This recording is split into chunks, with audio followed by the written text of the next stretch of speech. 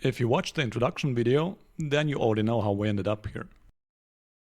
Short version, we had enough of the zombie apocalypse, of the lockdowns and everything that came along with it, so we decided to move into the forest. Being used to a city apartment house which is stuffed with other people, we thought that now there's nobody else around. But we had to find out that we're not alone here. We just got a different kind of neighbors. It turned out that there was wildlife all around us. It just stayed out of our sight. After a while, we started to suspect something.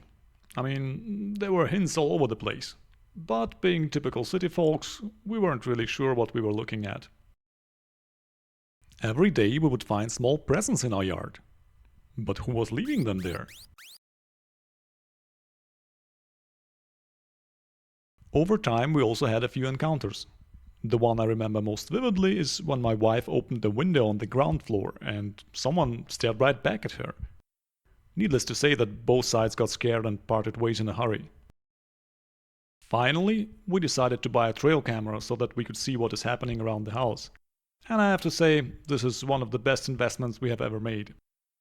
We were relieved to find out that our visitors were not wild boars, which would have made us very uncomfortable, but beautiful and graceful fallow deer. I remember the time during the pandemic when we were driving out into the woods for a walk, and sometimes we would see a deer. And it was like, "Oh, look, a deer! Get the camera, quick!" Well, now the deer are literally in our yard. And if we want to watch them, then it's enough to know the right time and just look outside the window. With the camera in position, my new hobby became to review the footage every day and to check out what our visitors have been doing in the backyard. Turned out that sometimes it got really crowded over there when a larger part of the herd would drop by.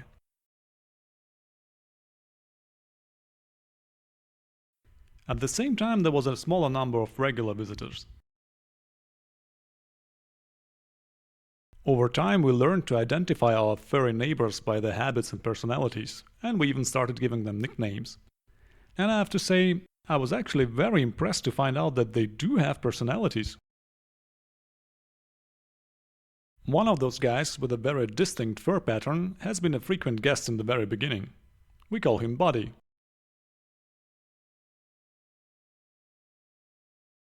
The story goes like this.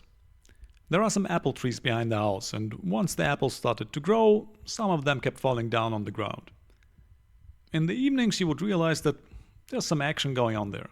Some stomping, some noises of cracking branches and stuff like that. And if you looked closely, you could see someone. Take a guess. A deer. I got quite excited about seeing him there, so every evening I kept looking in that direction and kept checking if he was there. So at some point my wife started to make fun of me. She would say, "Hey, look, your Buddy is there again." So from that point on, we started to call this deer Buddy. Buddy really loves apples, so he would tolerate our presence to some extent and allow us to watch him off camera.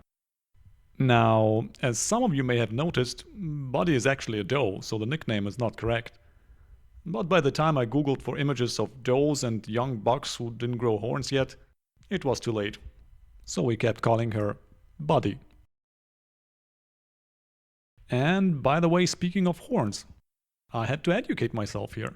It turned out deer do not have horns, they have antlers. So, what is the difference? Antlers grow as an extension of the animal's skull. They are of a single structure, true bone, and they are generally found only on males. Also, antlers are shed and regrown every year. Horns, on the other side, are found on both males and females, and they grow throughout an animal's life. Anywho, we're not on National Geographic, so let's get back to our story.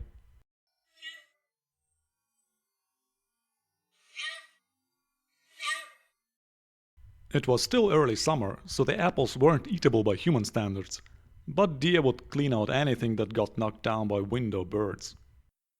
At some point I just randomly decided to collect all fallen apples into one small pile and leave them in the backyard.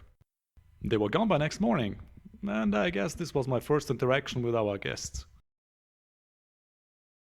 As the summer days got hotter, I decided to leave a bucket of fresh water in the backyard, and I was curious if someone would actually drink it. Now that we had the camera, I was happy to see that Buddy accepted the refreshment. In fact, Buddy would often go straight for the water, while others kept circling around as if the bucket was some sort of a deer murder weapon. Let me show you what I mean. These two are also regulars. We will talk more about them in a later episode. Unlike Buddy, she's afraid of the bucket. Sure, let's be fair, it's dark, so she's not seeing too well what is in front of her. Note how she shudders when her nose hits the water. Still, the funny thing is that this scene repeats itself almost every night, just as if someone erases her memory once per day. I would have expected that she gets used to it after a few days, or at least after a few weeks, but nope. Every night starts with a stretching exercise.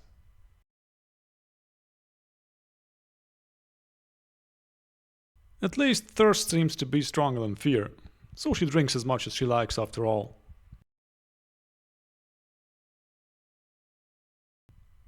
Buddy could also eliminate half a bucket on a hot summer day in one go.